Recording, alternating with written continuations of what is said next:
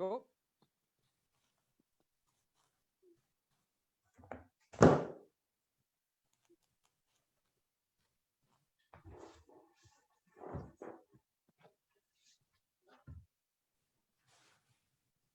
Go. Ladies and gentlemen, good evening. As a director of the Italian Cultural Institute, I would like to thank our guests this evening for making this event possible. I would like to thank Andrea Trimarchi and Simone Farresin. And at the same time, I would like to thank the journalist Jeroen Junte.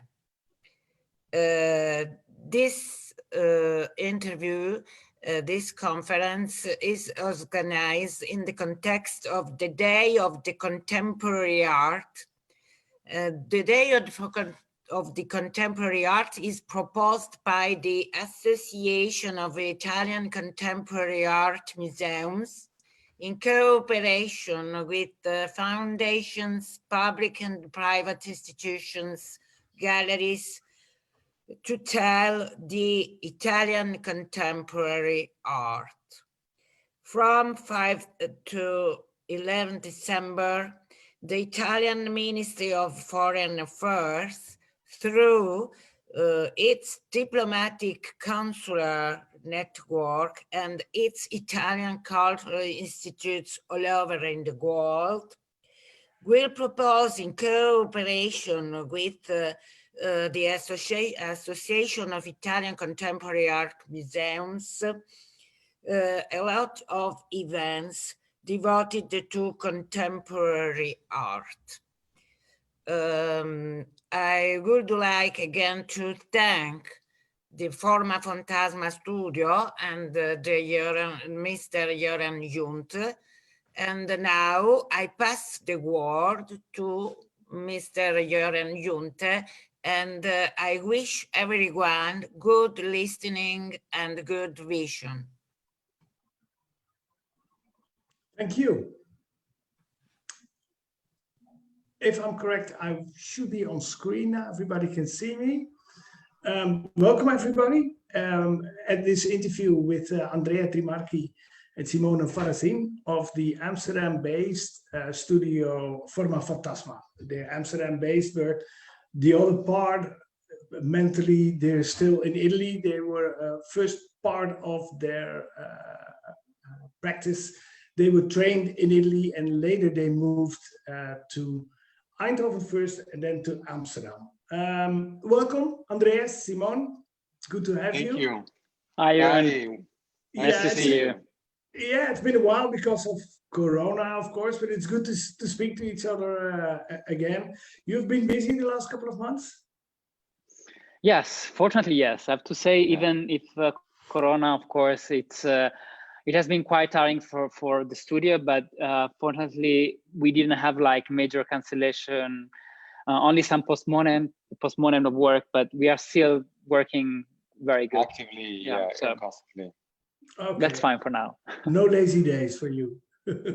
No, I mean, honestly, it was some lazy days during the first wave of COVID-19, which we, I mean, it feels terrible to say, but in that moment, we sort of enjoy it, fortunately, because we haven't been affected by it, the time in quarantine, because there it was really like, days got slower, I would say, and we enjoyed also not traveling and so on, and it was also good for work, I think, to have some focus in a way.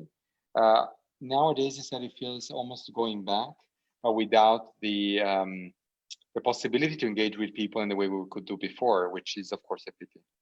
But I strongly believe the end is in sight. It might not be next week, might not be next month, but I think there is some light at the end of the tunnel. I really hope so. Okay, so this was the Corona part of the interview. Indeed, I think we have to mention it because otherwise it's the elephant in the room. But I think for now we all survived. We're all doing well. We're doing great. So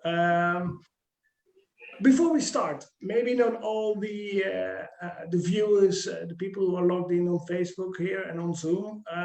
Also, welcome to you guys at home or wherever you are. That's also the beauty of these times, that you can all of a sudden from the laziness of your couch, you can plug in for an interview with Formafantasma. So there's some benefits as well to the current situation.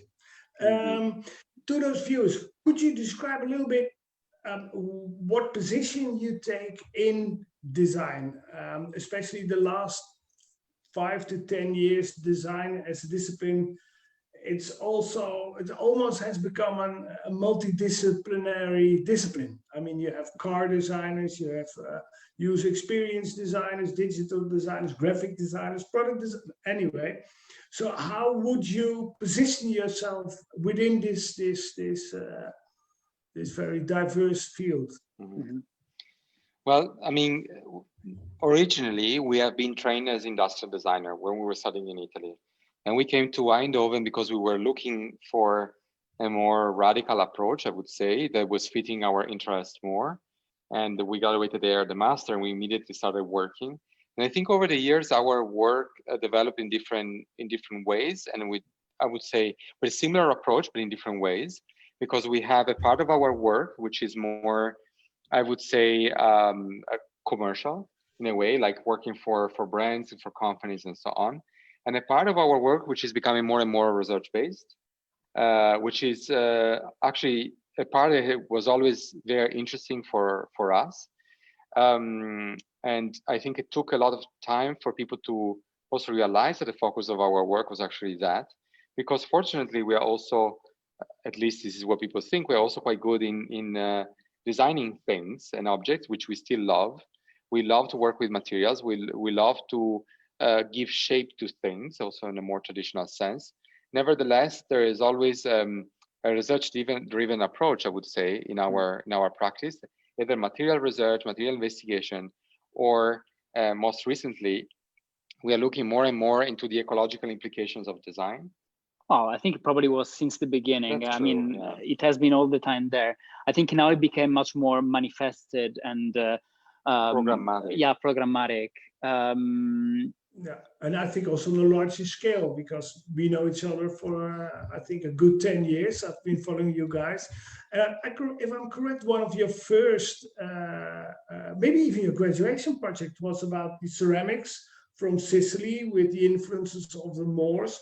And it also already had a very strong political absolutely, and also a geopolitical connotation to it. So it's probably was always there. No, this is true. Yeah, sorry.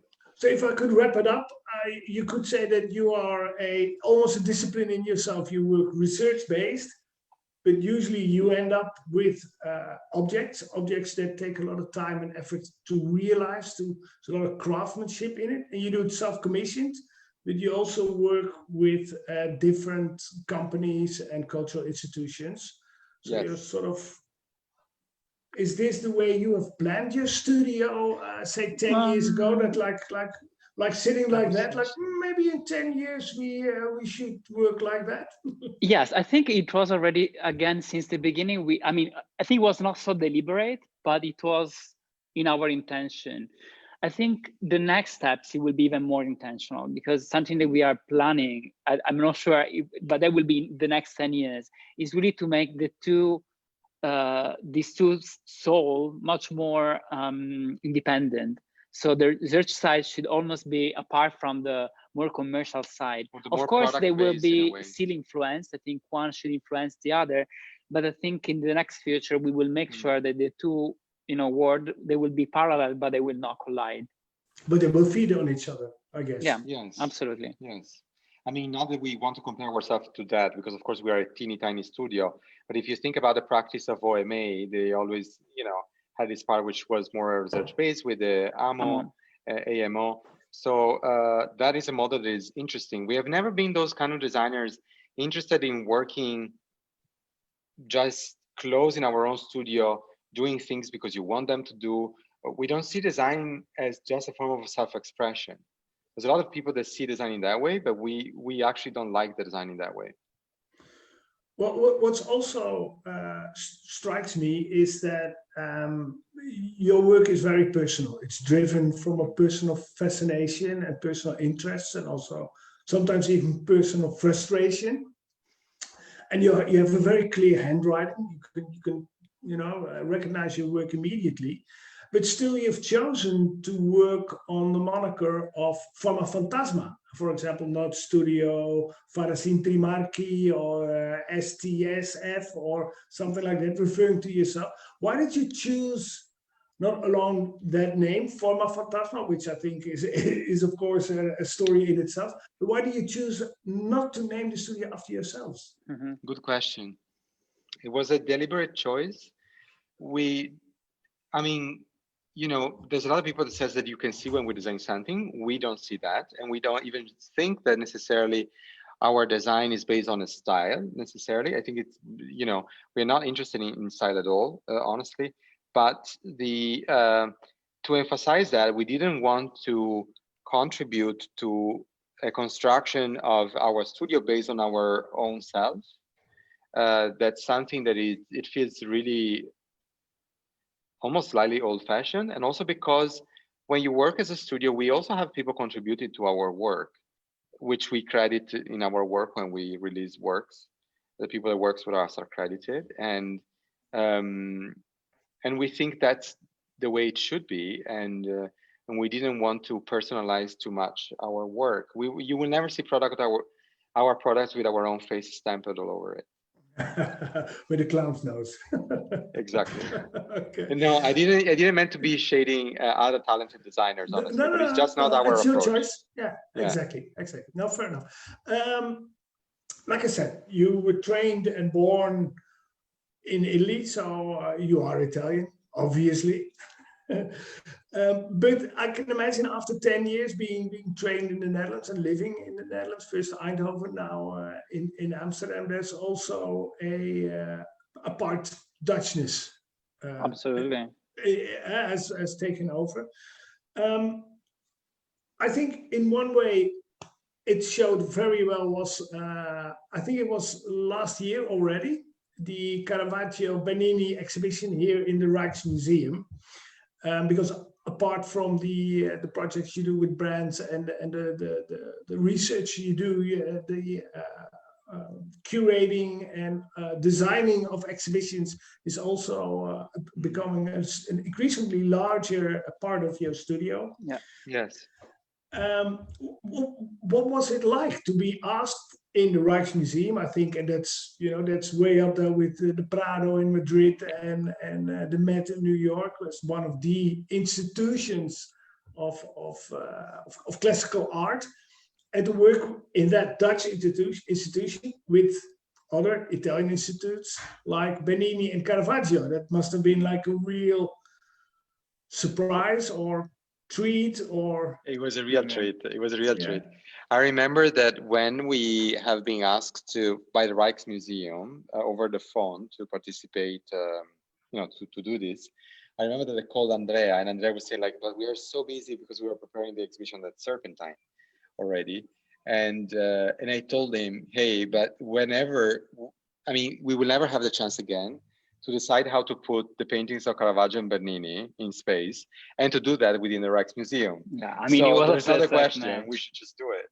Also, all the reasoning, like it's also very interesting that the exhibition of Caravaggio Bernini in Amsterdam, it was done also to explicitate the fact that Italian and Dutch culture have been already all the time connected, even if they don't look so. They almost look so different. The Dutch and the Italian, but the Italian painting and the painters and the Dutch painter has been influencing the work since already like Renaissance. So I think 3 years ago there was a big exhibition of Caravaggio and Rembrandt, the two exactly opposite to each other. So for us it was also perfectly making sense to the fact that we are living here, and we are of course get influenced a lot by Dutch culture, even if unfortunately we don't speak yet Dutch. But for all the rest, we are very influenced by the Dutch. Well, leave the best for last, right? But it's quite some large shoes you have to step in. Working in such an institution with such big names. But the solutions or the standpoint you took as a designer was quite radical. You added color. You added. Maybe what I'm gonna do, I'm sharing like a screen. So maybe it would be great. Share some slides. That would be great. Exactly. Yeah, I think the people that are used to exhibition design, they recognize that there was a radical side to it, especially for exhibition of this kind of Baroque art, because the thing that we did was really to strip down the space as much as possible. The Rijksmuseum has wonderful spaces, really. I think one of the most beautiful museum in terms of spaces, I think, in Europe.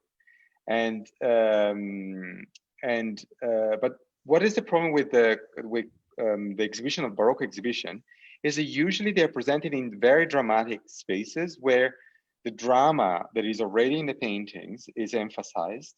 And we really dislike that, because the artworks are extremely so capable of expressing that already, that it would be stupid to turn that into a parody. So generally the paintings of Caravaggio are exhibited in dark spaces with dramatic lighting, but the work has already that in it. Yeah. So what we did, it was really to strip down the space as much as possible and to add color.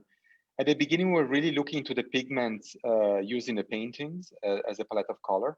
But at one point we realized that we should have gone in the other direction to also add colors that probably back then would have been more difficult to achieve, because of course synthetic pigments were not there. And the color is also working as an escamotage to create less of a contrast between the whiteness of the wall and, for instance, in the case of painting, the darkness of the paintings. Because if you put a sort of a dark painting against the white, it would kill the painting because the contrast would be too much. And honestly, also when we did design the space, I think one of our main references were some wonderful exhibition design, actually by some Italian designers, in particular by Carlo Scarpa, who is a master, I think, in exhibition design. And we love so much how the works was presented by him that, you know, it was a big source of inspiration for us. And I mean, the things that you see colored actually is not like a painted wall, it's textile. So we also wanted to play with the same material that the paintings are made of, so textile. And also for instance, the pedestal, we wanted to use pedestal, but also to do not use it how they are usually used. So central in the room to kind of emphasize even more the sculptural quality of the statues. But also the statues, if you are visiting the show, they were all exhibited in a kind of like slightly off position. This because something that was very important from Bernini is that he was one of the most important sculptor that he really started to really be interested in the sculpture on the 360 degree. So not only on the flat where you usually would see them, for instance, on altars or on niches, etc. So he was really into, you know, the 360 degree. And there are things, sorry, that I want to say one thing, because there were also choices that we've done that were criticized. For instance, I remember one visitor that specifically referring to this room. It's a tiny room in the museum that has one door here that they can exit and one door here on the right. And they weren't understanding why we shrink the room even more, because these walls are all added and made it more small. And they were thinking it was like just a, you know, crazy creative thing that we were doing, while there was a specific motivation. That's because the curators told us the one problem with this room is that people cross it because they see a door on the other side and they just cross it very quickly. So by adding these walls, you don't see anymore the door when you enter in the space and you spend more time in it. So, you know, it's not that we, you know, we work as designers in the sense that we are also at the service of the work that we are exhibiting. Well, could you go one slide back, because this strikes me. Of course, I visited the exhibition as well, and what I found very intriguing was that there were a lot of surprising moments and sites where you could see both. Here, of course, it's two works of Caravaggio, but you could see the work of Caravaggio and Bernini. And then, for example, one time Bernini was close and Caravaggio was in the background. So you had all these different perspectives on their work at the same time. I found that to be one of the most here, for Yeah, example. I mean, here you can see, for instance, there is a San Sebastian, and I think was also, no, it's just Jesus on the back, but the poses were very similar. And actually something that we really spent a lot of time in really crafting the exhibition, it was actually the, you know, the connection between, you know, the painting and the statues and how they were dialing in together is something that actually I'm very happy that you noticed, because it's absolutely was the a lot of work was placed into that. Yeah. Well, you could see it when you visited the exhibition. You saw a lot of people like walking in circles around all the works, because every angle that you looked at the work, another kind of Hagio might pop up, or maybe a Bernini might pop up. So I think the spatial organization was even more impressive than the coloring. Yeah, great. well, I mean, happy. fantastic that you noticed. Yeah, it's our. To wrap it up about this exhibition, did it take a lot of effort to convince the Rijksmuseum of, you know, because now you were showing these old masters in a very contemporary context with lots of color, with surprising overviews and insights. They got it immediately. They got it immediately. It was so good working with them, both with the curator but also the directors. They were all very supportive, and they completely got what we wanted to do. It was almost scarily easy. I mean, the process then of the execution was complex because of, I mean, it's always a long process. But in terms of ideas, I think we were all on the same page, and they were all incredibly collaborative. They really understood what we wanted to do. It was an ideal collaboration, seriously. Yeah. But this is like a big exhibition of artwork. If we take from here the step to your most recent project in the Serpentine Galleries in London, the Cambio. And the Cambio is another kind of exhibition. It does not comprise so much of your work, but it's also like a curated exhibition. Can you tell me a little bit of the background of Cambio? Yeah. Sure. Well, in a way, Cambio, it's probably the most important work we have done to date. And it is indeed a curated exhibition that features, well, a lot of work that we produce, but indeed there's no like, it's not about the object. It was a commission that we received by Anzo Recobris, the director of the Serpentine, who had a fantastic commission for us, because he said, I'm interested in showing design at Serpentine, but not in a conventional sense. I'm not interested into product. I'm interested in showing way of thinking of designers, which was brilliant for us, because we could really show, let's say, I would say our more radical side. And for us, this really became the occasion to show our interest into ecology and the question of how you know, design it can be complicit in a economic development that is completely unsustainable for the planet, but also at the same time critically aware and possibly participating, contributing for a better development for the discipline of design and for the world in itself. And we decided to look into a what we would define like a hyper object. So an object that is almost impossible to define and to grasp, which is actually the wood industry. So the extractions of wood from forest, but specifically even more to the governance. So to understand the political forces that are shaping the industry of timber.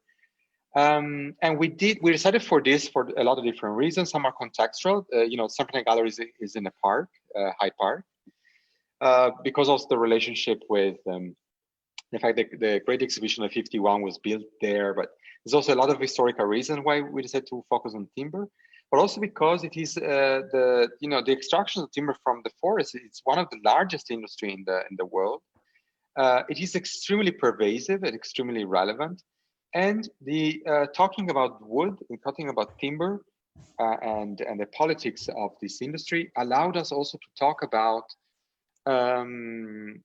what it means to produce something with a living creature, because of course trees are living creatures, and to wonder not only about the technical side of the timber industry, not talking about the certification schemes, the sustainable development of forests, the relationship between objects and illegality of extractions of timber, about colonialism, but also about the rights of trees as creatures and what it means to, or not what it means, but to wonder what are the implications when you are a designer and you decide to work with the living creatures. And something that I think it was very important for the exhibition, that all the exhibition was built upon a multidisciplinary approach that was really about like the collaboration, the conversation with different institutions, scientists, activists, philosophers, and I think that's quite important for us because, again, it was there since the beginning in our work, but it was never so explicit as much as in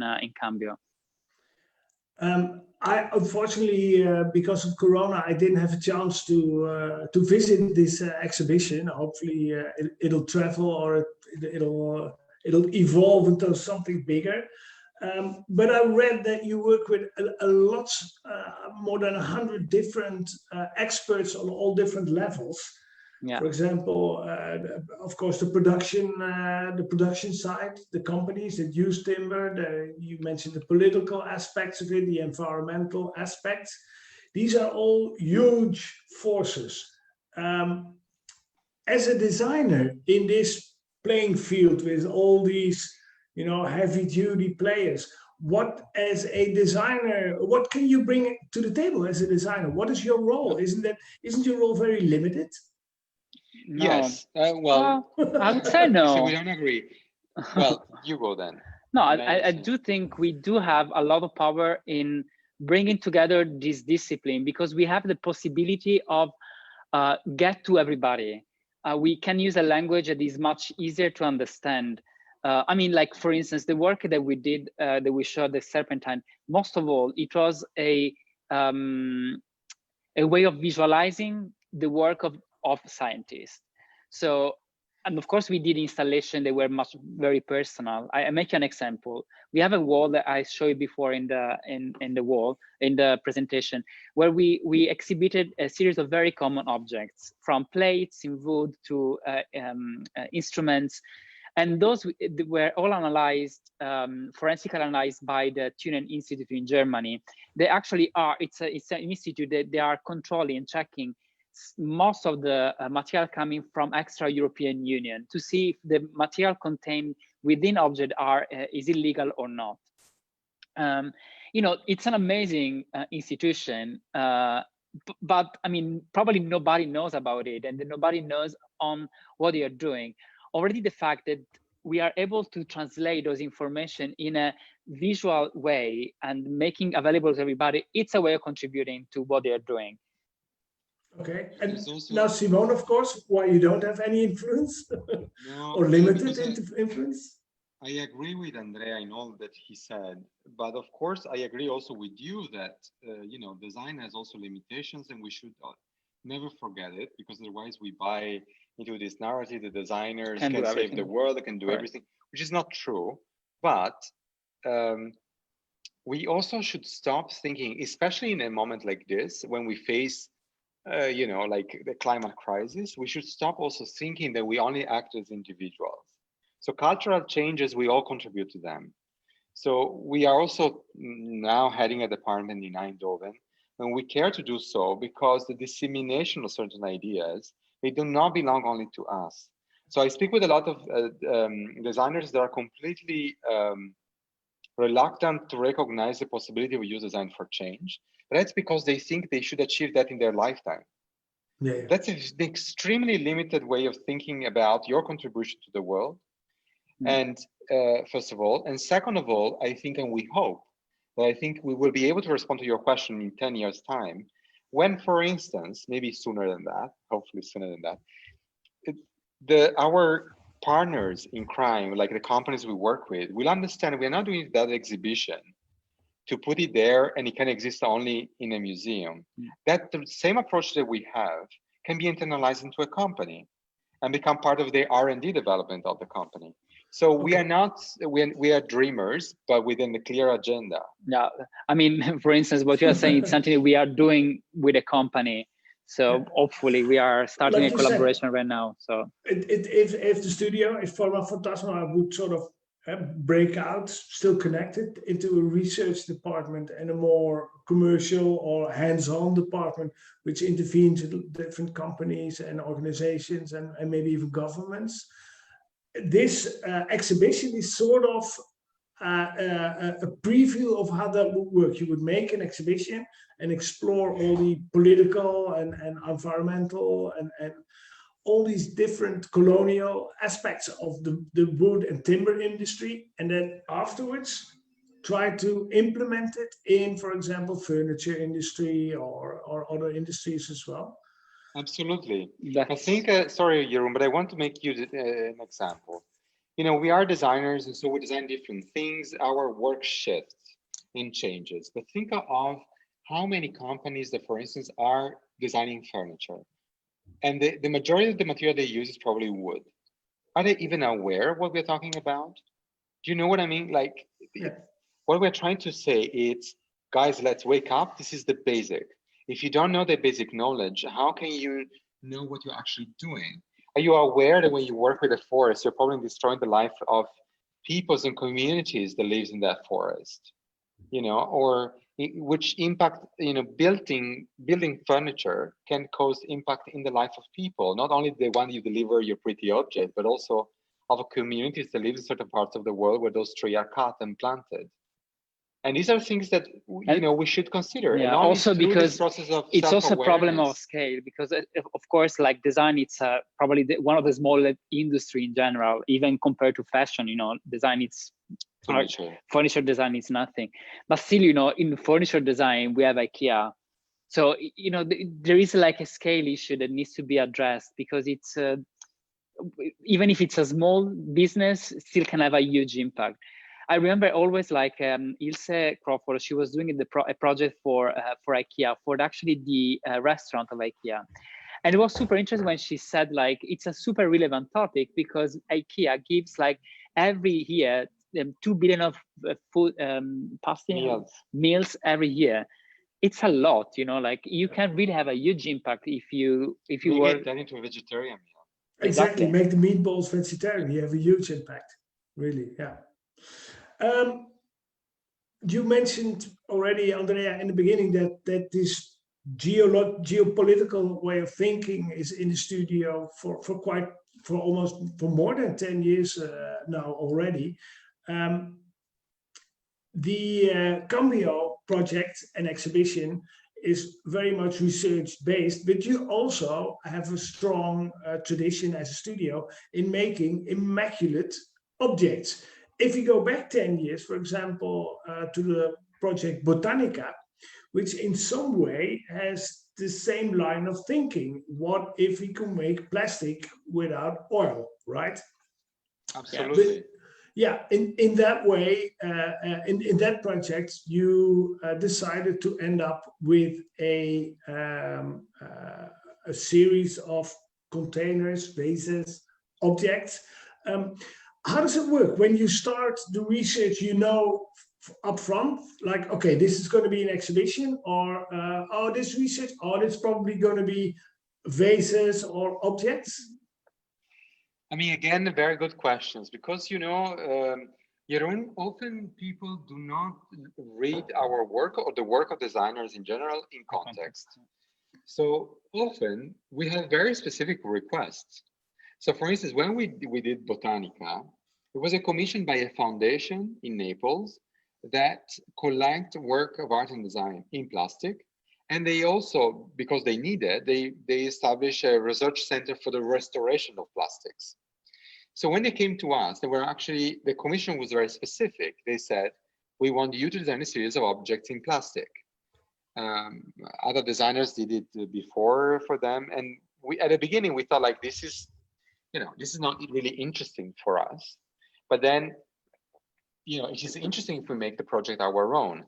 And so we were fascinated by this idea of this collector that has a foundation for the restorations of plastic. And so of this material that comes from the past, that needs to be restored, that needs to be conserved. And from the line of thinking, we started looking to the histories of plastics. And we have been totally, surprised, or more than surprised, fascinated by pre-industrial plastics. So before oil was synthetic plastics. Mhm. So before oil was stepping in, craftsmen, researchers, scientists, they were looking into the idea of plasticity as a property, not really into a material. And they were using vegetal or resins, or even like bois d'Orsay, which is one of the materials we use, which is a mix of animal blood and sawdust, or shellac, which is used usually to lack furniture, but it's excrements of insects and it's a polymer. And basically what we did with Botanica is reviving some of these centuries-old materials. First of all, as a more, I would almost say, intellectual exercise to really, start looking at plastics not as a modern set of materials, but more as something that has time, that has a history, and it needs to be perceived in such a way. And also to challenge the perceptions of plastics. So whenever, plastics are perfect, industrially produced, our objects were rough, organic, handmade, decorative even. And that for us was really like a way of challenging also the cliche of what plastic is.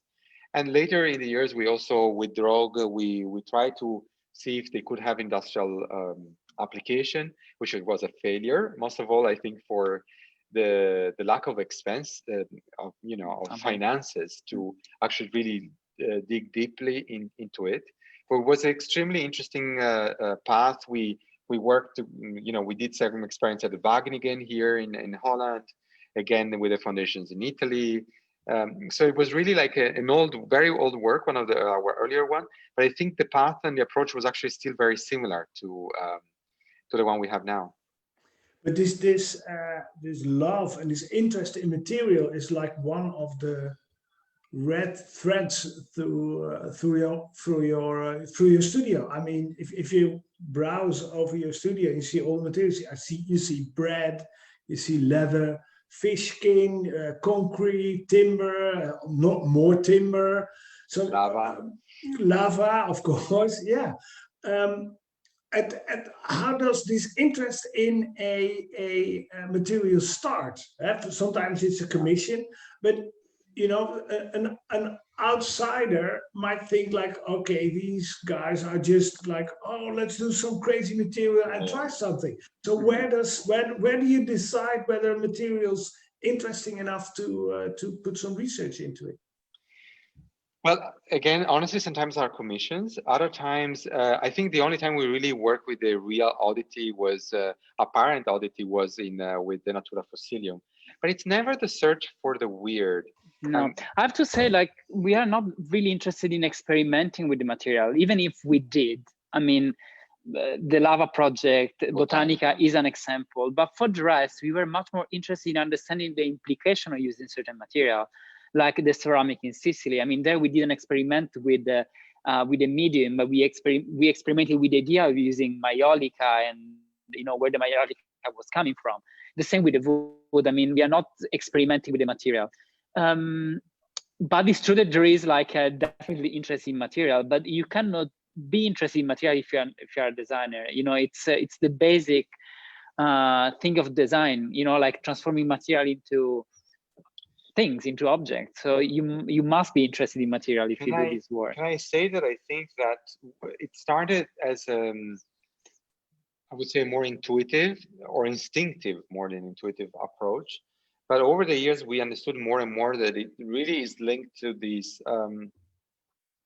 problematic relationship that we have with production, where we are unaware and non-responsible of the chains of custody of materials, extraction, distribution, refinement. So our interest was all the time either focusing on a material that is hyper-local, like the ashes of the Etna volcano. Or in the case of you mentioned the fish skin. Now we don't have pictures to show, but that was a project for Fendi, where we were trying not to look for the exotic, but actually to the most common, cheap and underrated skins, which are the ones that are discarded from the food industry. But also Botanica, Botanica is, if you think about plastic made from oil, those are material that you usually as designer or even like as a user, you don't access because it's highly engineered. So that's for us was super interesting to work in a crafty way with plastic, because it's something that it doesn't belong to plastic.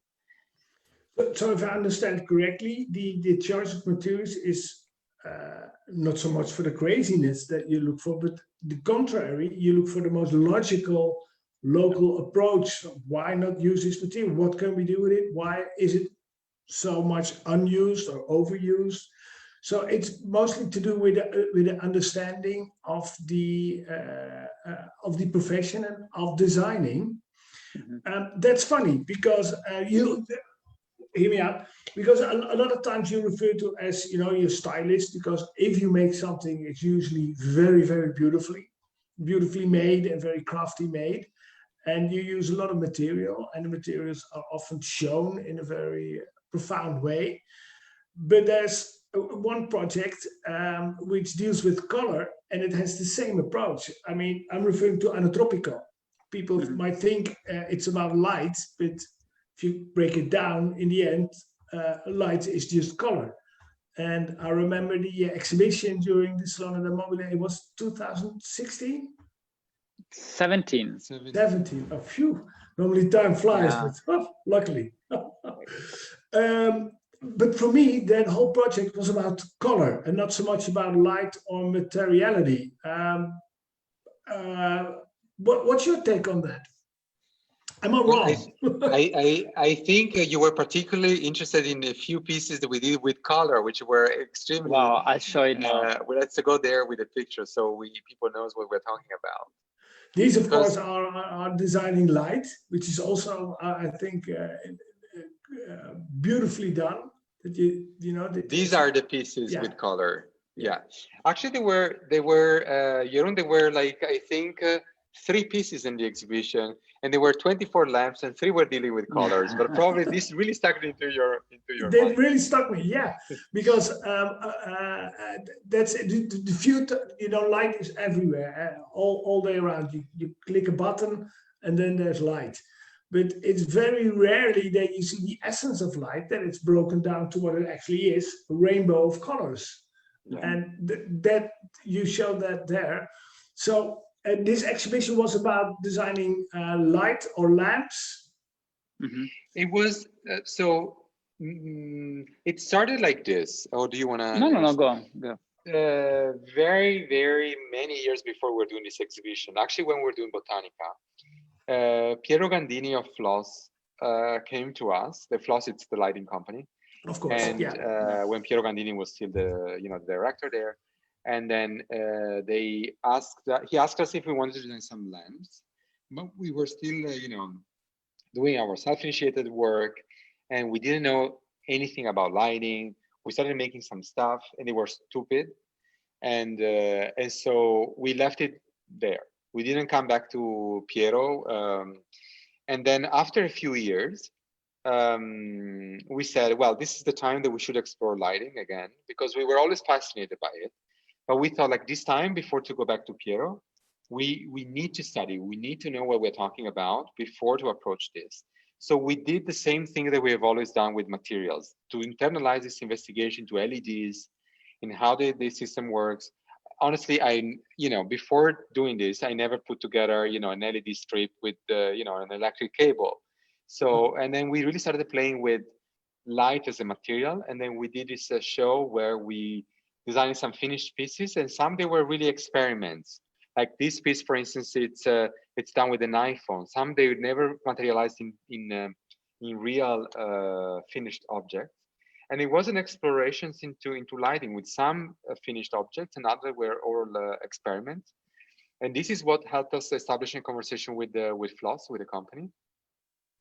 And we thought this was this has been so far the best exercise, the best approach we had in working with a company, which also required a lot of investment from our side. But we turned a lot of this investigation also in our own work. But it's also a way of working. Like, for instance, now we are getting like some commission for making sofas and like more furniture, but we don't know anything about it. So what we do usually, it's like to study. So we will take probably lot of time in really try to understand what it means doing SO5 and which are the material in it and which are the various consistency. Maybe they will not end up in any of the product, but I think we will start, and we all the time start like that when we do a project with a reality we don't know. So we do a lot of experiments. So it might be that we will do an exhibition about sitting probably. It also took some roughly 2.5, 3 years between this exhibition and the Caravaggio Benini exhibition. But for me, there's strong parallels. It's also the spatial experience in the foundation, this exhibition of light. It was the spatial experiencing of light. I mean, at certain points, it almost looked, if you guys, you bend it, especially the one on the left, like you bended light into strong angles and everything. And the same you saw at the Benini Caravaggio exhibition, where you saw this new connections between the artworks of the two artists. Did you show the work that ended up for Floss? Was it in that slideshow you had? Maybe it's good to show that as well. Yeah. Yes. Well, now at the moment we have 2 pieces for Floss. But they were not on show in the exhibition. We can show it. We have in the presentation. Yeah, we have in the presentation. Just for the viewers, so they've seen, the research, and it's also nice to see what you ended up with Floss. And also must be mentioned that Floss is not just a lighting company. I mean, that's one of the most daring and adventurous lighting companies in Italy, and therefore also of the world probably. So this is actually the first piece we designed for Floss, but from the same concept, actually we designed also a much bigger piece, which is we don't have in the presentation, which actually should be in the market January. In March, I think, or well, at the beginning of the year. And it looks like an extremely simple piece, but it's not simple at all, because basically when we started working on this at one point, we really wanted to do something as simple as the bulb with the electric cable, but with LED, and basically that's what it is. So this is the LEDs are inserted here in the ring, and this is the electric cable that has been produced custom it's a flat, piece, and the piece is hanged to the wall, but the electricity don't come from the wall, but it comes from the ribbon here, which is then connected to the plug. The idea was really to produce something as light as possible, as flat pack as possible, something as reduced as possible, but it's still, when it's present in the space, it definitely have a personality, a presence in the space. And well, the later piece that we designed, it uses the same concept, but in a completely different scale, because it becomes a chandelier. But again, it's the electric cable that become this usually humble element becomes really the center of attention. And in this moment, we are designing new pieces for them that hopefully will be presented in September, but we are still super far behind because we are working with this sort of a new thing, and so it's quite complex. Yeah. In the last 45 minutes now, we've seen, I think, the width of your studio. We see how of your own objects you make an exhibition with the foundation, the lighting. We've seen how you do exhibition design for masters as Caravaggio, Benini, the research based in timber, for example, in the order streams, which goes back 10 years ago to Botanica. There's one last element of your studio. You mentioned it earlier briefly, Simona. I would like to put forward, and that is the master education studies you're doing at the Design Academy now. It's called Geo Design. Can you briefly tell me what is the master about, and why is it so important? What do the students learn? What do you give them? Yes. Shall I go? Yeah, go. Sorry, I was checking because we have a small dog, and I think it's almost the time for dinner for him. So, well, the geodesign department, I think it is extending a lot of our interest into the ecological implications and responsibility of design. And it's an invitation, as it is for Cambio, the exhibition, to think about not only in which way we designers we contribute to the well-being or the life of people delivering products, but also thinking, researching, questioning how those objects, how those services perform, and how they've been produced, with which materials, where do they come from, looking really at the political, economical, societal implications of design from a critical perspective, hoping to contribute in generating a generation of designers like our own that is much more informed, critical, and contributing to a more radical idea of what design is, which is not about styling, so that we can possibly receive from our clients much more challenging, smarter questions than the one we received so far. Wow. So the first generation of those young designers will graduate this year, right? In October. No, we just started. Oh, you just started. Oh, so we have actually tomorrow we have our first final. Yeah, tomorrow. Okay, that's going to be very exciting. So what you teach them is more sort of an approach to design that's actually designing. Absolutely. It's also non-media based, for instance. So we are trying to give them an array of different media. So they are working with video maker, artists, designers, architects, information designers, also people that are completely not designers, so scientists, ecologists. So we are really trying to give them an array of different media they can explore and they can play with. At the third trimester, for instance, the students will work, it will be an experimental course, which will be handled by a conservationist and ecologist, she's a scientist, and an architect. And then we'll work together looking into design, but not for humans, for other creatures in the planet.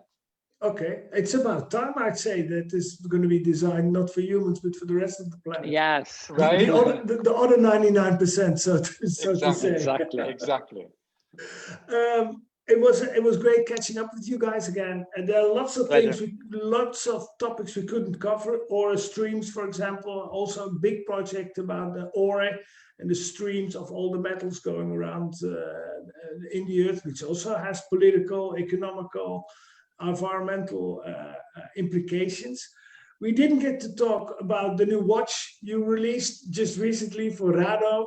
So there's lots of things still to be discovered of all the projects that you do. So final question, what's the big project for next year? What do we have to put in the agenda and we have to wait for? So we have quite a lot, but definitely more exhibition design. One in Holland, in Utrecht, and then one in Norway. One in Italy. One in Italy. Yes. Okay. Actually, three in Italy. I hope we can fly again at that time. Yeah, I hope so too. And then the traveling of Cambio, the exhibition, which will travel to Switzerland, to Italy, to Israel, to possibly Mexico, and each time the exhibition will expand. Not to the Netherlands, and this is not our responsibility. It's Dutch institution that should wake up. And where else? Well, new product for companies and lighting for floors. Lighting. So yes, we do have, a new research project we are starting, but it will be for 2022. So 2 years time. Okay, so next year will be on for you guys. Looking forward. That's also good. There's already new and beautiful prospects for next year coming up. That's what we all need. Thank you, Simone. Thank you, Andrea, for sharing your time with me, and especially with all the viewers on Facebook here and in the Zoom lounge. And a big thanks, and I'd like to give the word to the director of the Italian Cultural Institute. Carmela. Sì, grazie. The screen is yours. A questo punto, visto che è una emissione dell'istituto, I'm sorry, but I have to say something in Italian language because it is an event from the Italian Cultural Institute. Finally. But anyway, I would like to thank you for this interview. Very, very interesting. And another thing, I believe that global realities are changing rapidly, and familiar references are disappearing. And for this reason, I think that culture is very important when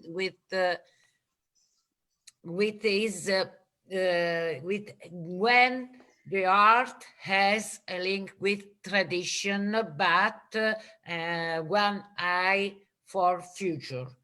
And I'm very proud for the art design, for the engagement of Andrea and Simone, because through her studies, through her work, they can safeguard the world, not just for the generation, the present generation, but for the new generation, for the future generations. E con questo auspicio che Andrea e Simone possano veramente essere i messaggeri di questa arte, ma di questa cultura che vuole salvaguardare la terra e il nostro mondo. Sapete, quando voi avete parlato mi è venuta in mente la Cappella Sistina, quando Abramo cerca di unire il dito con il Signore, certamente, e ho pensato che la vostra arte è come questo dito che va nella Cappella Sistina e che è veramente un vostro grande contributo sicuramente ad un'arte che sia impegnata, ad un'arte che deve salvaguardare il nostro mondo e deve salvaguardarlo in modo etico. Quindi a voi tanti auguri. Grazie mille, Carmela. Grazie mille. A voi tanti È auguri. stato un piacere. Grandi successi. I hope to meet you in the future in another country maybe. And for Jeroen Junte, again, thank you very much. Grazie, My Carmela. pleasure. Thank you Ciao, for having us. thank you. Bye, everyone. Arrivederci a tutti. Ciao, ciao. Arrivederci a tutti.